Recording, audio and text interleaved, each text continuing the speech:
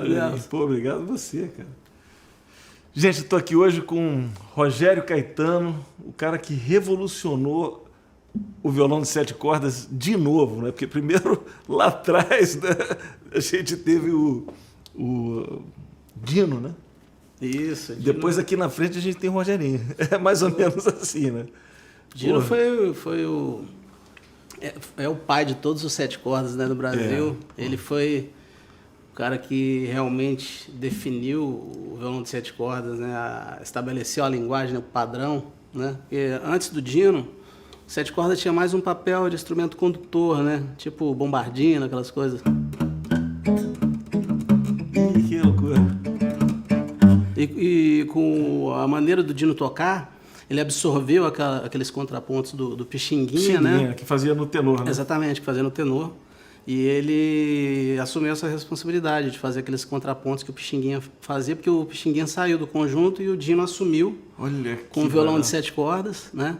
E cristalizou de uma forma definitiva essa forma de tocar, né? E o Dino tem não só a forma de tocar, mas também o padrão sonoro, né? As cordas de aço revestidas, né? De alumínio. Ele foi o primeiro cara a usar e a gente usa até hoje. Então as cordas não são de nylon, é um violão, todo violão de 7 usa isso? É um padrão, não? Não. Isso é o seguinte, esses 7 cordas que eu toco, né? Que considero a minha praia, esse instrumento é o meu xodó, assim, é os 7 cordas de aço, que é esse instrumento que é o que o Dino tocava, como o Dino tocava. O Dino tocava, exatamente. Depois, na década de 80, o Rafael tocou também esse violão, assim, de uma forma muito brilhante e passou a tocar os 7 cordas de nylon, que é um instrumento mais próximo da guitarra clássica, que a gente conhece, né? Mas o 7 cordas de aço, ele é um instrumento completamente diferente, não só nas cordas, organicamente ele é outro instrumento. A tensão deve ser completamente diferente. Ele é mais bruto, ele tem mais madeira, né? E a construção realmente outro instrumento. Mas conta um pouquinho mais da tua história, assim, porque de onde chegou esse instrumento para você? A tua onda sempre foi tocar... Porque é um instrumento mais para tocar choro mesmo. Isso, é muito utilizado dentro do universo do choro e do samba, né? Ele está muito presente no forró também, esses discos de seresta, tudo tem 7 cordas de aço. A seresta é bem... Total. Todos os discos do Luiz Gonzaga, trio nordestino, os discos de música nordestina antigos, o Dino gravou quase tudo, né? O Valdir também, irmão do Walter. Então, a minha história eu comecei a tocar muito novinho, com 6 anos, meu primeiro instrumento foi cavaquinho. Então, com 7 anos, eu já tinha assim, um repertóriozinho de choro, coisa do Valdir Azevedo, coisa do Jacó do Bandolim. Nossa, Jacó. Meu pai percebeu que eu gostava, tirava as músicas, né? E aí eles me colocaram numa escola, lá em Goiânia, chamava Lilian Centro de Música. E aí depois passei... Engraçado que na época que eu vivia em Goiânia, tinha um clube do choro ativo lá. Olha só. Infelizmente veio fechar depois, mas na época que eu vivi lá, na minha infância, foi de fundamental importância para mim, para ter contato com essa linguagem, né? E depois, com 12 anos, eu passei para o violão de 7 cordas. A primeira vez que eu ouvi o som foi naquele disco da Elisete Cardoso, com o Zimbo Trio, Jacó do Bandolim e o Época de Ouro. Então o Dino estava tocando naquele disco. Foi gravado ao vivo no Teatro João Caetano, aquele que tem o Barracão de Zinco, um disco histórico, né? Então ali eu tive certeza do que eu queria em música e nunca mais deixei. E aí passei do cavaquinho direto para o 7 cordas. Eu nunca toquei violão de 6. E nunca toquei assim... Já toquei o violão de 7 cordas de nylon, mas nunca foi aquela... Nunca teve a paixão? Não, paixão é o 7 cordas de aço, não tem jeito. Olha só que bacana isso. Então, o teu repertório, a tua onda sempre foi choro, samba e choro, choro? Samba e choro, assim, são as minhas verdades, assim, como referência, né? Depois eu tive contato com um grande amigo meu, baixista, lá de Goiânia também, que se chama Nonato Mendes. E ele me viu tocando e falou, pô, Rogério, esse negócio tá meio careta aí, bicho, vamos dar uma... Tô camisolão aí, não tá dando certo, exatamente, Aí ele, porra, vai lá em casa que eu vou te mostrar uns materiais novos lá para você estudar e tal. E aí ele me mostrou o Real Book de Jazz e eu vi todo aquele material para ser explorado. Eu fiquei louco, assim, na época eu tinha uns 14 anos e aí caí dentro daquilo. E na mesma época eu estava tendo aula de harmonia com o Alencar. E o Alencar estava me mostrando a aplicação dos acordes, né? Acordes perfeitos, acordes alterados. E como eu estava tendo acesso a esses dois conteúdos ao mesmo tempo, eu comecei a misturar as coisas. Eu comecei a perceber, né, tocando a músicas do Garoto, músicas do Radamés, que tinham esses acordes e que ele tem esse vocabulário todo. Eles já usavam isso em 1950, entendeu? Então, uma coisa que eu comecei a perceber é que o que determina o que você vai usar é a música. Não é o que você... Cara, tem música que a gente toca que não cabe uma sétima maior. Exatamente. Se botar a sétima maior, fica estranho. Fica estranho, exatamente. Agora tem outra que se você tocar tríade, a música tá pedindo nona, 11ª aumentada. Exatamente, fica estranho. Tem que fazer, é o que a música pede. Né? Você tá lá, vai gravar um arranjo de um cara, tá escrito lá, porra, Lá alterado.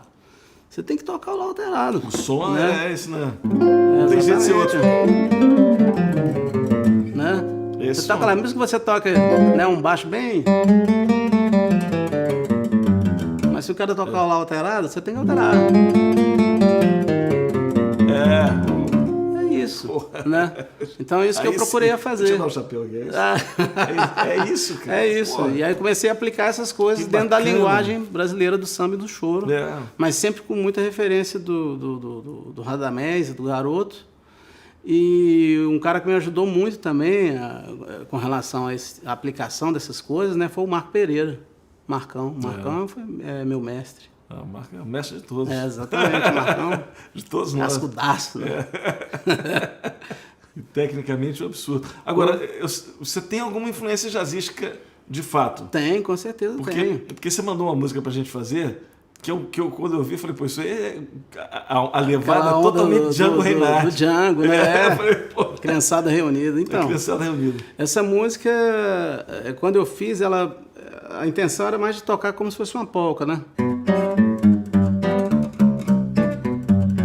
E aí eu passei a tocar ela com o Hamilton e ele sugeriu essa levada e a gente começou a tocar dessa forma. Mas naquela onda do Django Reinhardt, né? E eu curti muito, assim, ficou bem boa. Se tivesse vivo ainda, quem ia fazer essa música bem? O Django com Grappelli.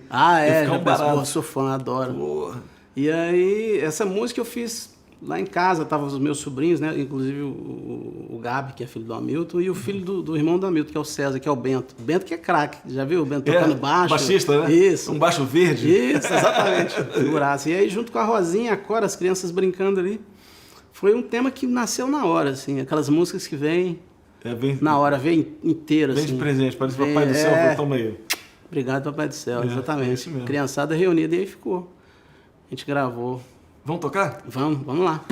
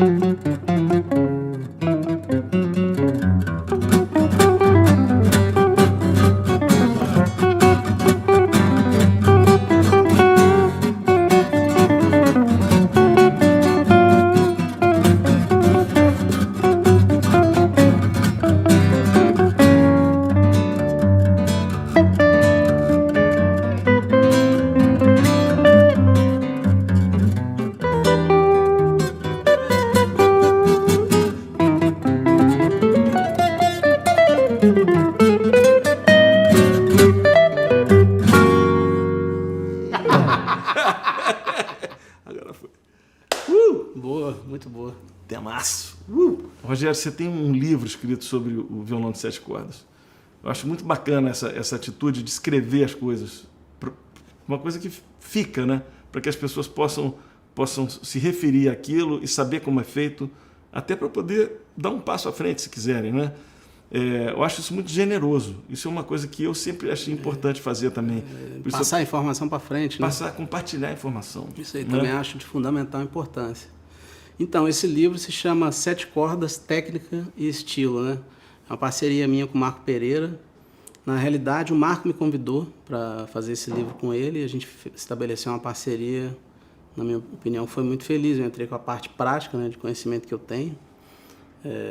E o Marco entrou com toda a organização, né, a didática, que ele já tem experiência acadêmica, né, cracaço mesmo, e com a parte de texto e tal. Então, a gente ficou quase 2 anos se encontrando semanalmente e primeiramente a gente definiu um índice e depois a gente começou a preencher o corpo do livro, né? Assim mesmo. E a nossa intenção é exatamente essa que você acabou de dizer, de tentar sistematizar a linguagem, né?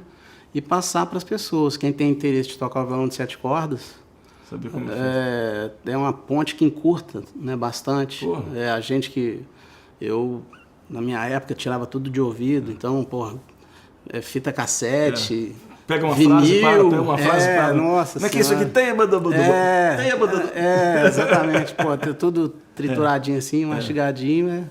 E você, é uma nesse coisa livro, boa de hoje. As ideias que você escreveu ali, são todas ideias suas ou são coisas que você pegou do Dino, pegou da história do violão? Tem ideias minhas, mas também tem 4 caras que eu considero assim, pilares na minha formação, que é o Dino 7 cordas, Rafael Rabelo e os irmãos Walter e Valdir. Então tem muita coisa que eu absorvi deles, coisas minhas, e tem coisas do Marco também, né? Tá. E é engraçado o Marco, enquanto a gente estava fazendo, porque tudo que tem escrito no livro tem um CD tocado com base de samba, de choro. Isso é bacana. Então tem um áudio para o pessoal poder ouvir e tal.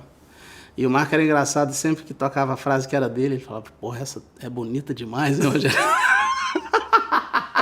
Era dele, né? Era dele. Falei, Marcão, você é a maior figura. E ele não passava batido de jeito nenhum. Quando passava dele, essa tá linda. Essa frase é boa. Mas, enfim, foi uma experiência muito boa, assim, para mim. Eu aprendi muito com o Marco e a gente conseguiu concretizar isso, né, que é de ter um método sobre o violão de 7 cordas que instigue as pessoas também a criarem as próprias frases, né? Porque isso eu tinha comentado com o Marco, que eu sentia falta de um método que você mostrasse alguns exemplos, mas que desse o caminho. Desse o caminho para o cara criar as próprias frases, né? Criar a identidade dele. Para mim, na música, acho que o mais importante é isso. Uma coisa que... Assinatura. Exatamente. O cara te ouve ali 2 compassos. Esse cara... exatamente. Né? Sabe que é você. Exatamente. Então, isso é que todo mundo percorre. Agora, a fase de você... Quer dizer, como é que você desenvolve isso? Você não desenvolve isso a partir do zero. Não, então, tem a que fase de todas as referências, de você né? ter as suas referências, tirar as coisas que o Dino fez, tirar as Com coisas certeza, isso aí. Né? Aprender, é assim, ok, agora eu vou mudar isso aqui, vou mudar isso aqui. Claro. E transformo para uma coisa minha, né? Só o Dino, assim, devo ter dedicado aí uns 10 anos da minha vida. Só mesmo? Pro Dino. Só transcrevendo? Só tirando tudo de ouvido, tirando muita coisa. Aí conheci o Rafael, comecei a fazer o mesmo processo. E o Walter e o Valdir também, né? E fui tirando tudo, tirando. E essas informações do jazz, do lance da harmonia, eu condensei tudo numa coisa só e virou meu jeito de tocar. Bacana demais. É isso aí. Mas sempre com a base total, pé fincado no fundamento dos mais velhos, né? É isso aí. Bom demais.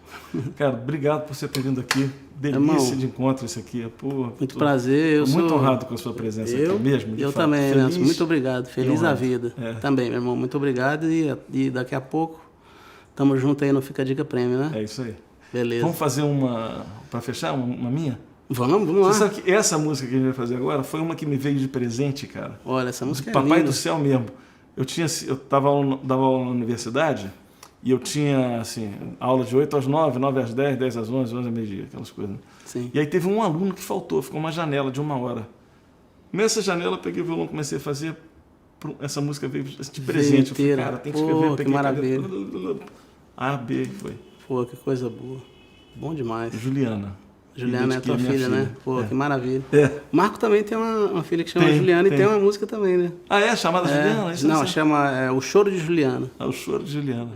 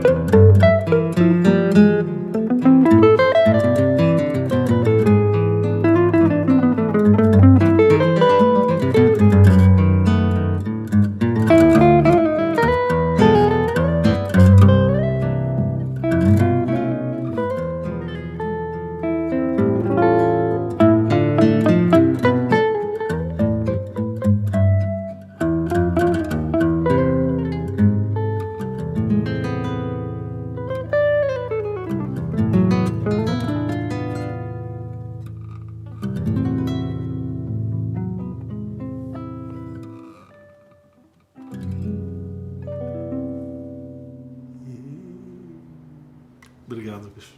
Obrigado a você, meu irmão.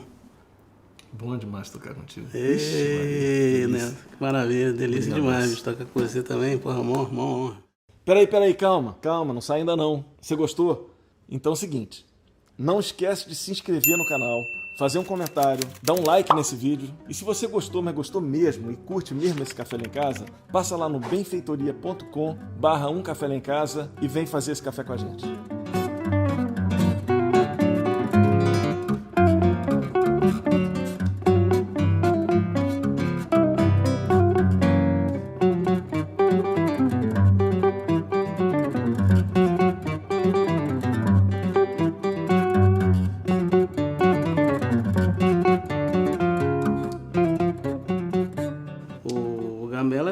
engraçado pra caramba, né? Uma figuraça. Figuraça. Gamelo, se não existisse, tinham que inventar ele, bicho. É incrível. E ele tinha uma coisa de uma metodologia que era genial, que ele botava o cara pra tocar. O cara não sabia nada, chegava lá, pum. Ele não ficava enrolando, não, bicho. O cara saía tocando. E era engraçado pra caramba, você mostrava assim, algum tema pra ele, assim, de um cara americano, assim. Esse cara é meio fraco. Pô. Gamelo, o que você acha do Beethoven? Beethoven é razoável. Razoável. Isso aí. Cara dele. Precisa melhorar. Figuraça.